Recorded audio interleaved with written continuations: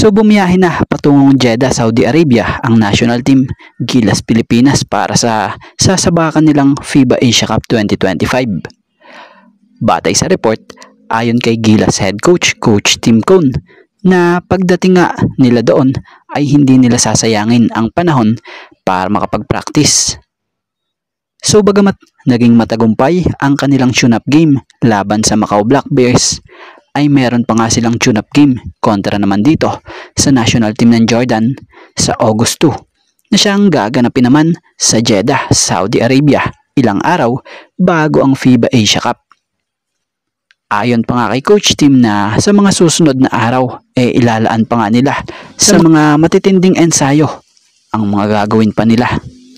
So sa mga hindi nga po nakakaalam ang mga players nga po ng Gilas na nakasama patungong Jeddah, Saudi Arabia, itong sila Kevin Kiambao, Carl Tamayo, AJ Edu, Dwight Ramos, Chris Newsome, Jamie Malonzo, Japet Aguilar, Scotty Thompson, CJ Perez, Junmar Fajardo, Calvin Optana, and Justin Brownlee. So yan nga, batay nga sa nilabas na latest update ng Samahang Basketball ng Pilipinas, lumapag na nga po sa Jeddah ang nasabing national team. So credit po sa SBP.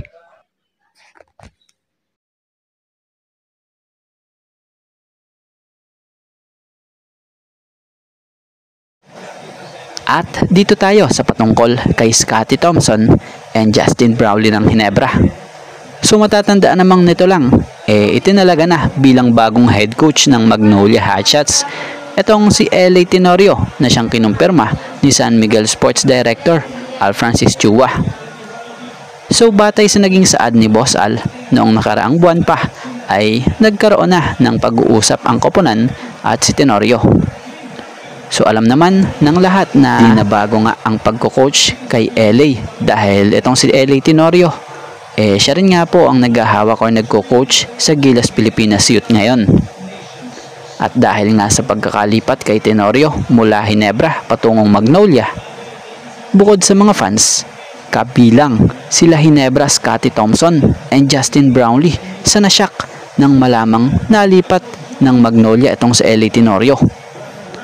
Matatandaan namang naglaro ang tatlong ito sa mahabang panahon nang magkakasama din dito sa Barangay Ginebra na siyang kasama rin sa multiple titles na kanilang nagawa. So alam nyo bang batay kay Scotty, nang marinig niya nga di umano raw po ang balitang nalipat na sa LA sa Magnolia at magiging bagong head coach niya ng Magnolia, ay actually nga raw sobrang nasyak talaga siya. Di niya nga raw alam dahil nung pag-transition niya nga raw sa PBA, ito raw yung kuya LA niya yung nag-guide sa kanya. Panigurado nga raw di sila sanay na nandun sa kabila si LA. Pero ganun daw talaga ang buhay dito sa PBA We just have to keep on moving forward, ika pa nga niya. At about naman kay Justin Brownlee, nang marinig niya nga po ang balita, di nga raw siya talaga makapaniwala. To be honest, ika nga niya, sa 9 years niya sa paglalaro sa Pilipinas, ito nga raw ang tinuring niyang second coach sa court. So kung tutuusin bilang opinion natin dito, kahit naman sino talaga. At kahit nga tayo, nagulat din sa balitang ito Biruin mo, from player at naging team captain pa ng Ginebra to Magnolia head coach na. So napakabilis kung tutuusin Pero ganun talaga, di natin masasabi ang kapalaran So moving forward na lang sa kung ano ang mangyayari sa hinaharap. So kumpirmadong tanggal na muna ang pangalan nila Xavier Lucero and Renz Abando sa Gilas pool na siyang maglalaro sa FIBA Asia Cup na siyang nakatakdang mag-umpisa next week na gaganapin nga sa Jeddah, Saudi Arabia. Batay sa legit na report, hindi nakasama sila Renz Abando and Xavier sa mga pagpipilian para sa bubuuing Final 12 sa naturang Asian Meet dahil na nga sa hindi naka-attend ang dalawang ito sa training camp ng team sa mga nakalipas na linggo na siyang kinumpirma nitong si Coach Tim na Gilas head coach.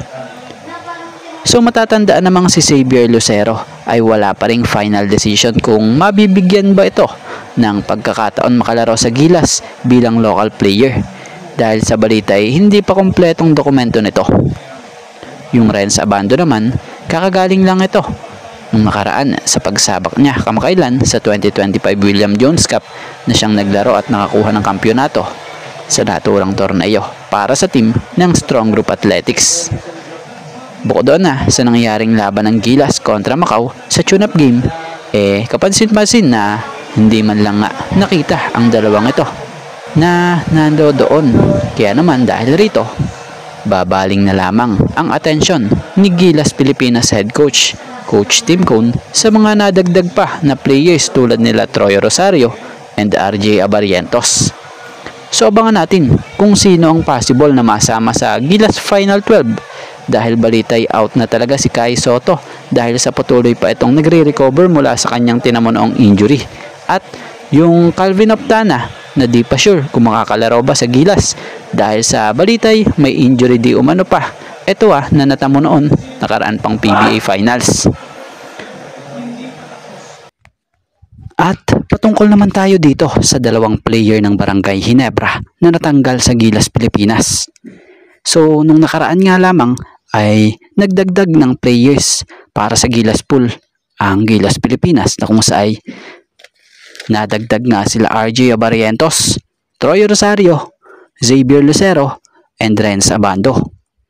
Pero sa buong ensayo and training camp, si Troy and RJ from Barangay Ginebra ang nakapag-contribute na pinakabago sa national team na tumulong sa ensayo ng Gilas Pilipinas dahil yung dalawa ni Renz and Xavier hindi nga naka-attend ng mga Gilas practice.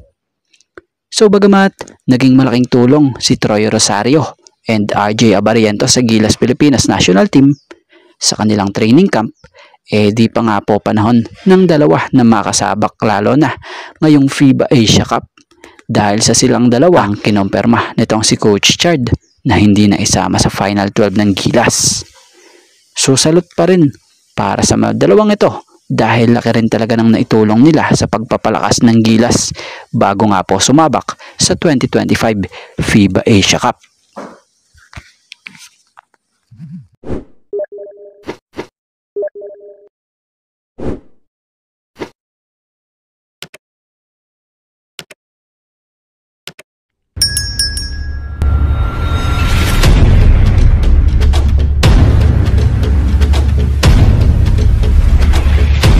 At bago nga ang lahat, baka naman po pwedeng makahingi ng isang subscription para sa ating channel or paki-follow na rin po kung nagustuhan nyo ang ating mga basketball update.